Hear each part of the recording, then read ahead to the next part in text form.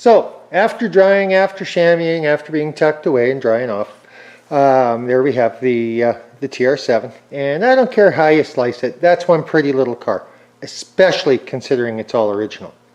So next step is I'm going to jack it up, get it on some stands, and I want to go through the suspension again because I didn't videotape it the first time, and I want to make sure that suspension and brakes are correct. So we'll be back shortly. Okay, we're back. We got her jacked up. We have her safely on jack stands, 2 per axle, properly positioned, properly placed. I'm going to harp about stuff like that because if you don't use proper jack stands and you don't make sure it's safe when it's in the air, you're risking serious injury. So sorry to be a nag, but this is a big deal. So now the first thing we're going to do is check the front wheel bearings. So let's move to the front. So now that everything's off the ground, it's pretty easy to check the front wheel bearings for excessive play. Basically, all you're doing is give the tire a spin, listen for any untoward grinding or rattling noises. There are none. And then check by grabbing the top and bottom to see if there's any appreciable play. Now there should be a tiny bit because that allows the bearing to expand and contract, but there shouldn't be anything untoward. If your wheel goes clunk clunk, you got a problem.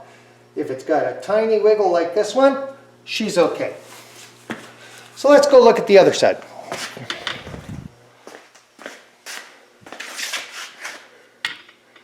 There we go.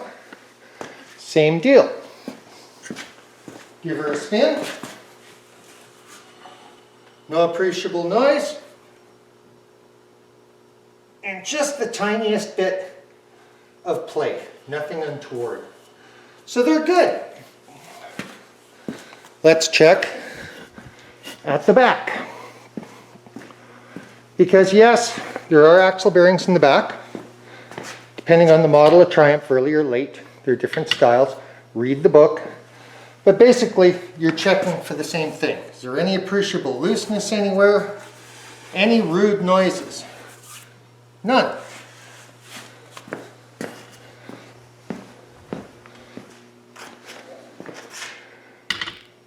And our last victim.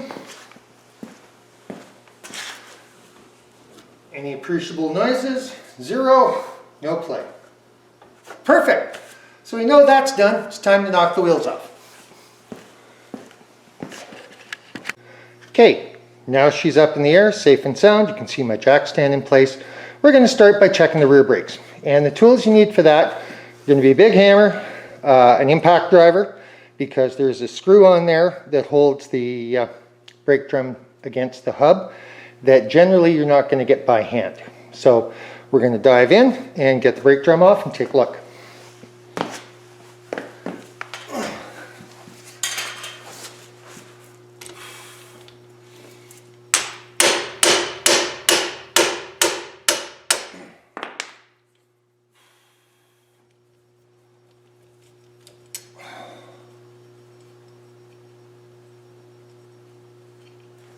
Like so. Oh, my trouble light died. Now wiggle the drum off. And these can sometimes be a real fight. So excuse me while I get a trouble light bulb.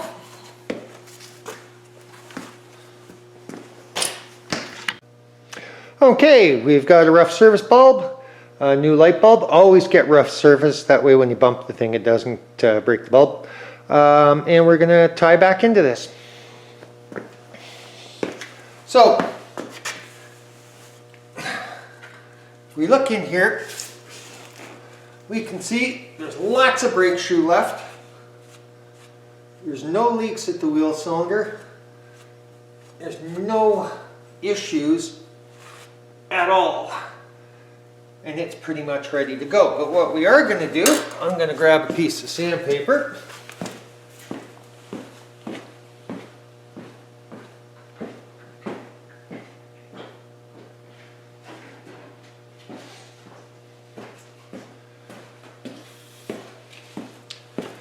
And we're we're just going to clean things up a little bit. Now we're not trying to take any material off. We're just getting rid of dirt and making sure it's nice and smooth as it goes back on.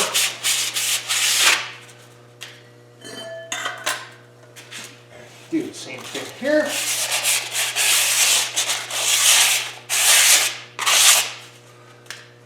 And that's it, just cleaning things up. So you can see, just getting all the dirt off. While we're down here, I'm going to take a look at the bushings. They're all in good shape. I'll give them a little shot of a rubber-friendly lubricant.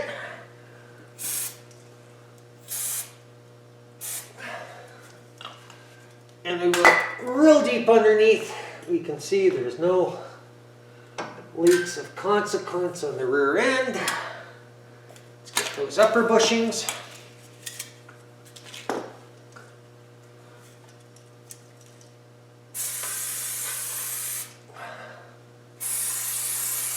Go.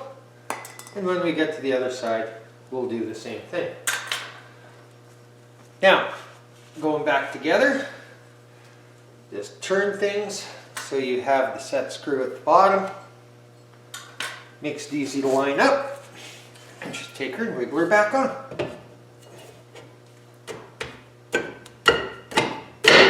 Like so. It's your set screw in your impact driver. Reset your impact driver.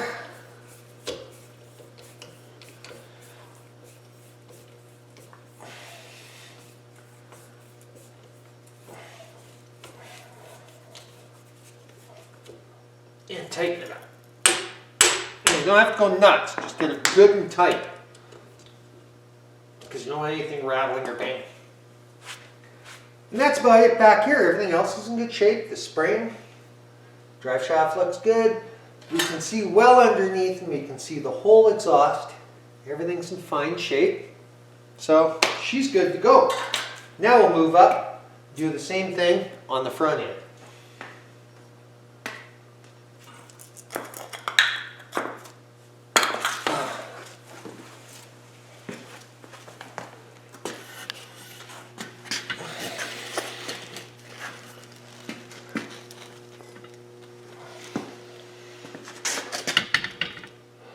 Now the front brakes, instead of being drum, of course, are disc, which is what most modern vehicles are nowadays. But we're looking for the same stuff. Okay, first off we look at the brake pads. And there's lots of pad there. At least a summer or two's worth. The brake rotors are in good shape. We've already checked the wheel bearing. We're going to check the tie rod end. Oop, forgot my rag.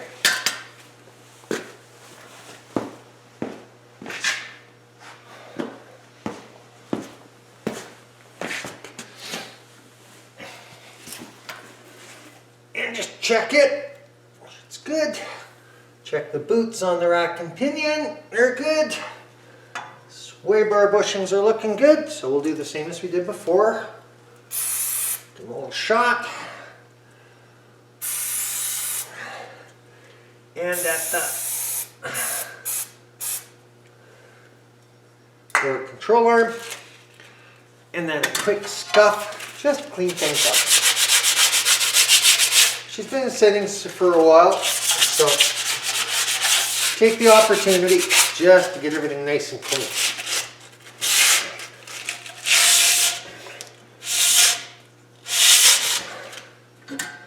There we go. No issues there to be concerned about. Whoop. You want to give the upper bushing a little shot from the bottom. Strut bushing. Go.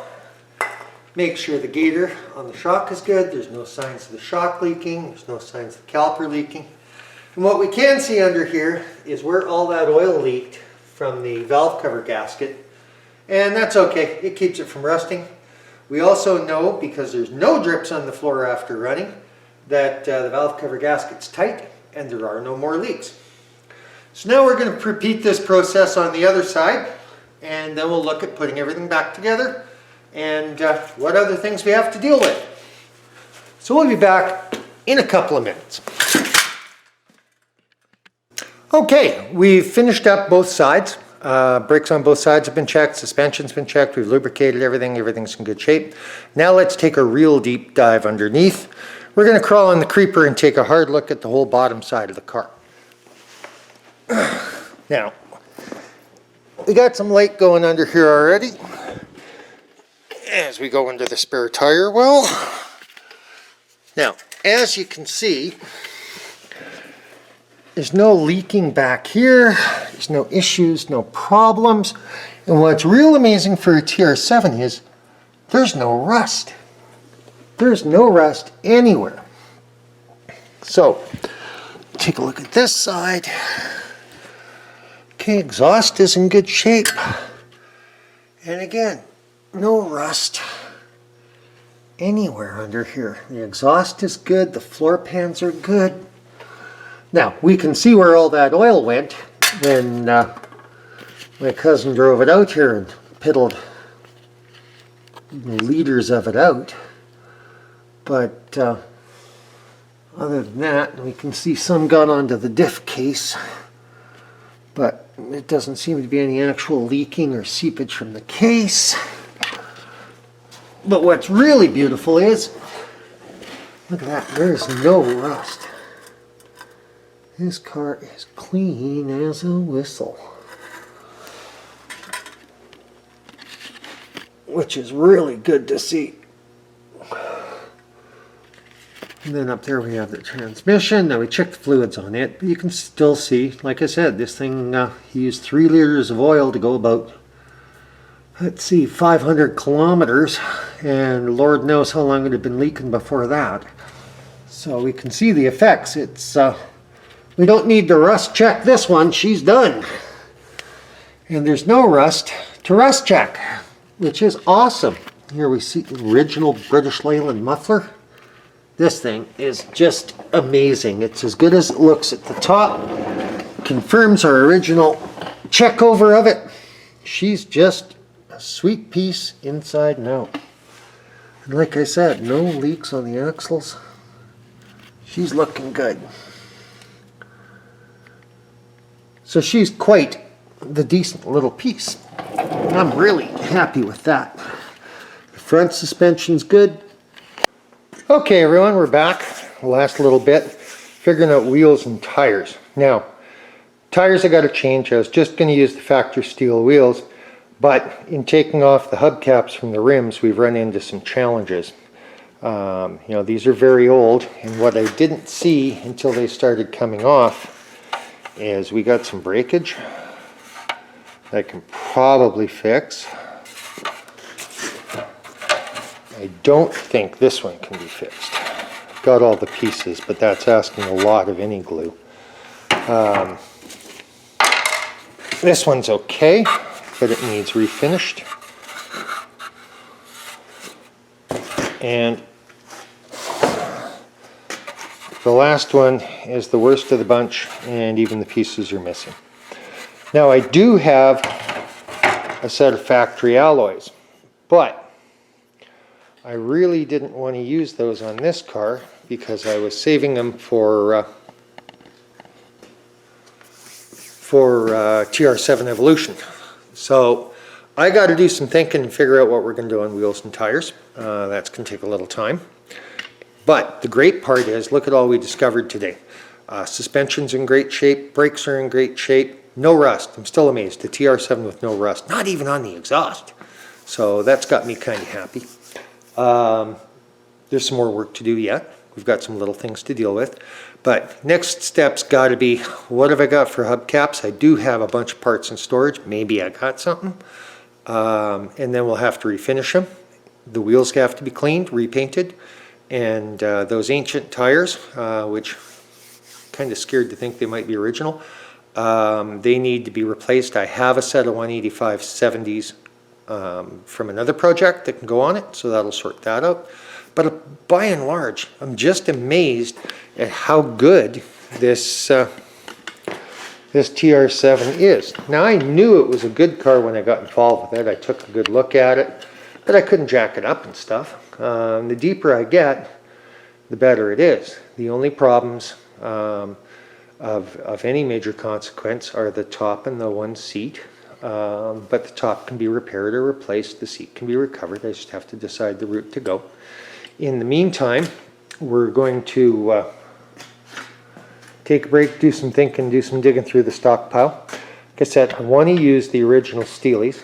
I'd prefer not to have to use the alloys that I've got set aside, but we'll see what happens. In the meantime, that's it from Real Builds for this episode. We got some thinking to do, got some homework to do. In the meantime, again, apologies for the underside of the car video. It seems to be the automotive version of the Blair Witch Project, but it let you see how good this car is underneath. Man, it's even got the original resonator muffler on it. That's really cool. And no rust. Man, I'm just amazed at that. Another big plus is no leaks. Since we solved that valve cover leak, she's really good, and we can see, because we drove it in, there's no leaks on the bottom of the pan and no leaks on the floor. So we know we have that cured. All in all, this is an excellent little car. Just got a little more tweaking to do, and we'll be back soon doing that tweaking. From Real Builds, take care.